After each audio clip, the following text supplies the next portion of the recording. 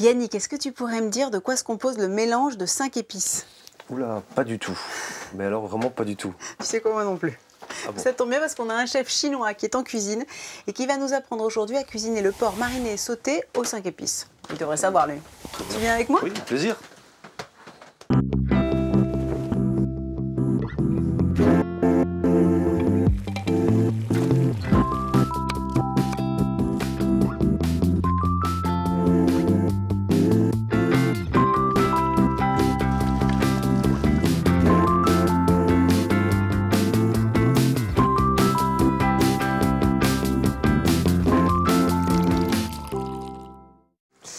Yannick, je vous présente Tommy Chan, qui est notre chef aujourd'hui.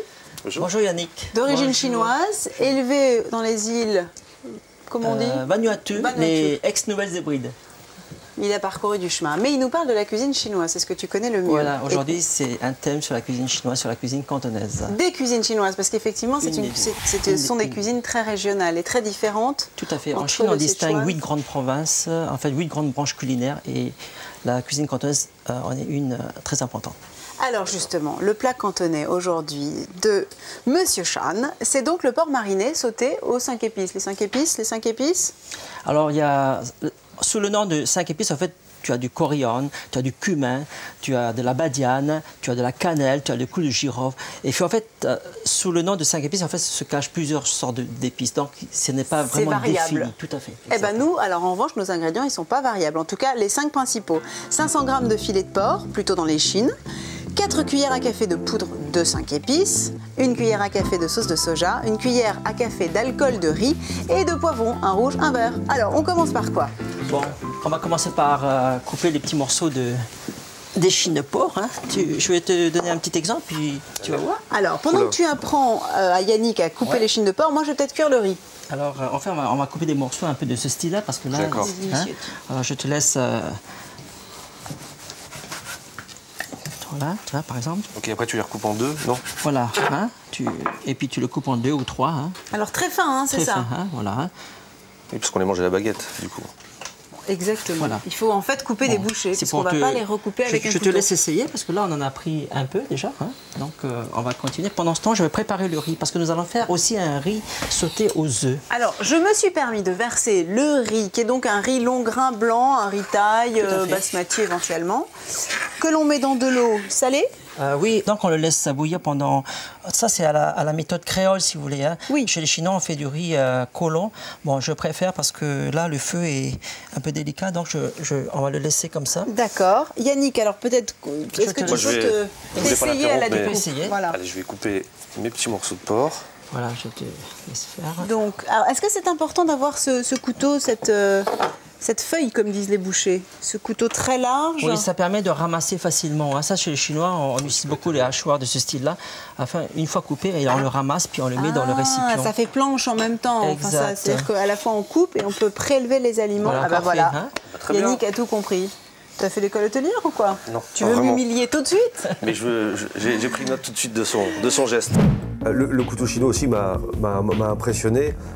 Clairement, je ne crois pas que je vais en acheter un, parce qu'il faut avoir un peu de dextérité pour s'en servir, mais c'est impressionnant de le voir évoluer avec l'aliment. Il le prend, il le coupe et il le met en petits morceaux dans son plat. C'est impressionnant. Une fois que c'est coupé, ok, on va essayer donc on va les macérer avec du soyo. Donc là, c'est une petite marinade. Une petite marinade. Hein, alors le soyou. Soja, sûrement. Voilà, sauce de soja. Hein, lui, trop fort. Ça. Attention. Alors, sauce de soja, donc ça va parfumer, colorer et saler à la fois. Voilà, on va faire un peu de couleur. Donc on va mettre un peu de... Alors, pour 500 g d'échine de porc, combien tu mets à peu près? Je pense 4 à 5 cuillerées. Hein. J'adore parce qu'à chaque fois, je demande au chef, alors, dites-moi combien de grammes? Et là, je sens qu'il c'est vrai que c'est toujours très gênant. Mais oui, parce que c'est à l'instant, c'est ça en fait. Hein. Tout à fait. Alors, vous avez pu voir, j'en ai mis 4 à 5. Hein, et puis, je vais mettre un peu alcool de riz. Alcool de riz. Alors, alcool de riz, quand on n'a pas d'épicerie exotique asiatique en bas de chez soi, c'est pas évident quand même. Alors, dans ce cas, on peut remplacer par du whisky, ou bien du cognac, ou de l'armagnac. Ça va, c'est pas loin de chez toi. C'est pas loin de La Rochelle. Mais comment ça se fait qu'il est marron, cet alcool de riz? Cet alcool de riz? En fait, il y a différentes sortes d'alcool de riz. D'accord, j'ai l'habitude de voir du blanc. Ceux qui sont tout blancs. Oui, oui. Ouais. Est-ce qu'il n'est pas sucré justement celui-ci? Non, il n'est pas sucré. Tu peux le goûter. Non, en fait. C'est peut-être cuit, non? Merci. Est-ce que c'est un alcool cuit? C'est vrai, je me suis jamais posé la question pourquoi il est brun en fait. Alors il faut aussi un peu de. Ouais, ça tire un peu sur le boisé. Il doit être peut-être fini en fût de chêne ou. Enfin, je ne veux pas dire une bêtise, mais. Alors donc j'ai dilué la fécule de pomme de terre avec de l'eau. C'était. Ouais. Alors, fécule de pomme de terre ou fécule de maïs, on a tout ça dans le fond de nos placards. Dilué avec de l'eau. Ça sert à quoi, ça? Ça permet de fixer le goût du soyo de la sauce de soja, sur la viande. Et en même temps, pendant la cuisson, ça permet de garder le sucre à l'intérieur et l'eau ne crache pas. Et ça va épaissir la sauce naturellement. Voilà, ça permet également d'épaissir la sauce. Comme chez nous, on dit singer. Tu sais, quand on saupoudre un aliment qu'on fait revenir à la poêle ou dans une sauteuse, on le saupoudre de farine. C'est un peu la vieille méthode, mais c'est très français. On saupoudre de farine pour justement que les morceaux soient bien dorés et qu'ensuite la farine puisse lier la sauce. Donc c'est un peu la même. Tout à fait. La même ambition, quoi.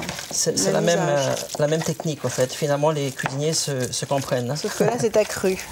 Alors, le riz, tu m'en avais parlé tout à l'heure. Combien de temps doit-on le laisser cuire? C'est précis? 9 minutes, je pense que c'est suffisant pour cette quantité. D'accord. Alors, on laisse encore un petit peu. 9 minutes, le riz blanc à la créole. Alors maintenant, on va laisser macérer un tout petit peu. Un tout petit peu, c'est quoi un tout petit peu? C'est-à-dire, mettons, 5 à 10 minutes, pendant qu'on prépare. On regarde le riz et puis... Pendant 5 à 10 minutes, moi je te propose de regarder un sujet sur Yannick qu'on est allé rejoindre dans sa ville d'adoption, La Rochelle, ça tombe bien, c'est une ville que j'aime aussi. Et comme par hasard, on l'a suivi au marché et vous allez voir, il s'y connaît, on ne lui fait pas.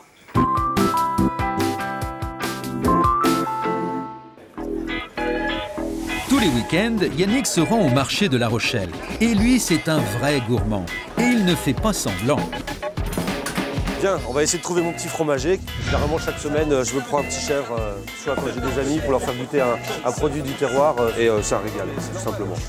C'est super d'aller au marché. J'attends le samedi avec impatience. Et puis, je retrouve un peu les commerçants qui deviennent avec le temps des copains et qui vous conseillent sur les produits du moment. Et puis échanger un petit peu pour savoir d'où ça vient, comment on peut les cuisiner, etc.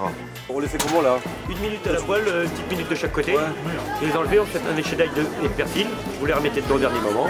Elles sont juste pêchées de hier soir, je crois, non? De hier, voilà, qu'elles sont fraîches. Elles bougent encore. Je ne mettrai pas le doigt dedans, mais...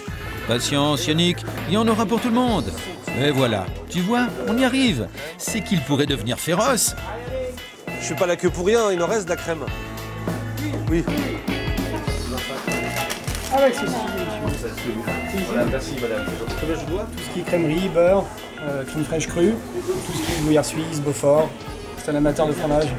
Et s'il n'y avait que le fromage? C'est la meilleure brioche de Vendée que je connaisse. Oui, ou juste grillée avec un petit morceau de beurre. C'est ça, de la brioche, du beurre. Pour ton régime, Yannick, il ne manque plus qu'un peu de chocolat. Bonjour. Regardez les bons chocolats. Et c'est pas avec ton fils que tu vas être aidé. Timéo, c'est ça? C'est le prénom de ton petit garçon qu'on a vu? Tout à fait. Un petit peu, il y a un atavisme apparemment. Il tient de son papa. Alors nous, on est en train justement de cuisiner un porc mariné et bientôt sauté aux 5 épices, version Tommy-chan.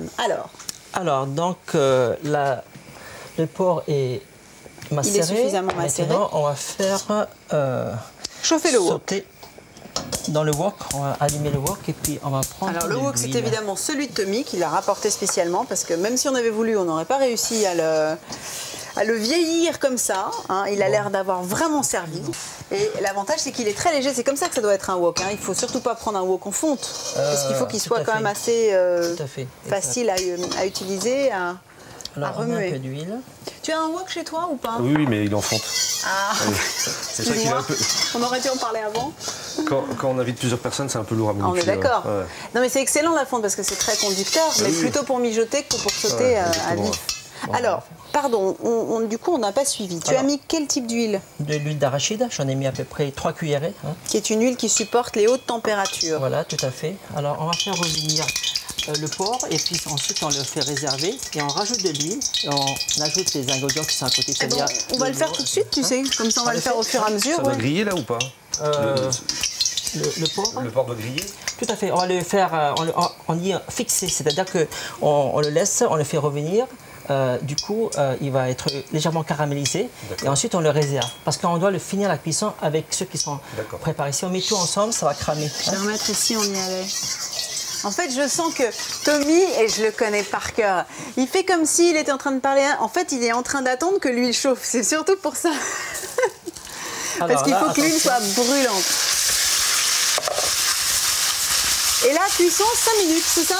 Voilà, on fait cuire 5 minutes environ, hein, et puis ensuite on le rapide, réserve. un peu très vif, l'huile très chaude, le wok très chaud, on revient. Voilà. On est bon là, Tommy? Oui, tout à fait. Bon, on va le réserver, on va le mettre ici. On fait ça avec n'importe quel type de morceau de porc ou absolument que de l'échine? En fait, on peut le faire avec toutes sortes de porc, mais je préfère l'échine parce que l'échine possède un peu de gras, un peu de maigre, hein, tu vois. C'est ça qui est intéressant. Ce qui donne l'onctuosité un petit peu. Oui, le goût, l'onctuosité, une bonne proportion entre les deux, quoi. Alors maintenant, on va essuyer un petit coup. Et on pourrait le faire avec autre chose que du porc d'ailleurs? Du poulet, du bœuf Oui, tout à fait. On peut faire avec même du canard, hein, je veux dire, hein, poulet, canard. Petit magret de À canard. vous de faire la macération. Pas mal. Bon, Là, alors déjà maintenant- qu'on a un porc du sud-ouest. Alors, dis-moi. Alors là, c'est fini. Alors nous allons préparer un peu la sauce ici. Il faut qu'on nettoie un petit peu le wok. Papier absorbant. On va l'humidifier un peu parce que... Ah, donc c'est Voilà. nécessaire à partir de là de nettoyer. Voilà, tout à fait. Parce qu'on va faire saisir encore de l'ail, hein, et puis l'oignon. Parce que tout se fait dans le même, Dans le même ustensile de cuisson. Voilà, C'est vraiment le prolongement du bras du cuisinier chinois, le wok. Hein. quelque part, oui. Tu disais souvent, sans wok, il n'y a pas de cuisine chinoise. Exactement. Mais on pourrait faire ça dans une poêle par exemple? Ouais, bonne question. Alors ce que je vais faire, je vais jeter quelque part ici. Bon, alors moi je te réponds oui. On pourrait. Peut-être pas avec la Non, même. le problème c'est que voilà, c'est moins conducteur de chaleur, donc évidemment il faudrait chauffer la poêle Et puis à tourner fond. plus. Et exactement. Alors évidemment, si c'est une poêle recouverte d'un revêtement anti-adhésif, on n'utilise pas d'ustensiles comme ça en fer ou en inox. Alors nous allons passer à l'étape de Alors. l'huile maintenant. Maintenant que le wok est lavé, qu'est-ce qu'on fait? Alors on va faire revenir l'ail. qu'on avait L'ail et précoupé, l'oignon, c'est ça hein? Et l'oignon. Ah oui, là, en premier, d'accord. Voilà, l'ail et l'oignon. Alors l'ail, tu l'as haché en Tout à fait, petits hein. morceaux, En petits mais en morceaux. même temps, c'est pas une purée. Ce Non, sont c'est des pas une petits purée. morceaux, tu vois, regarde. Oui, tout Vraiment à fait. tout petit. Comme une sorte de brunoise. Alors on revient. Donc on va laisser chauffer un tout petit peu. Et on va ajouter l'ail. Parce que ça va vite. Hein.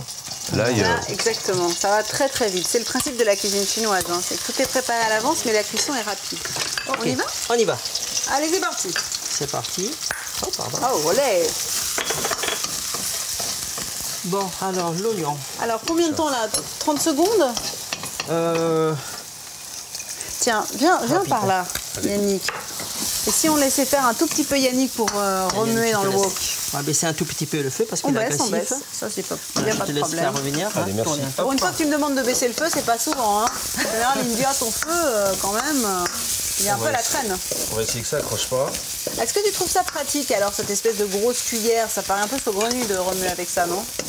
Bah oui, j'aurais jamais pensé utiliser une louche pour faire revenir de l'ail et des oignons, mais... Avec le chef, on est un petit peu impressionné.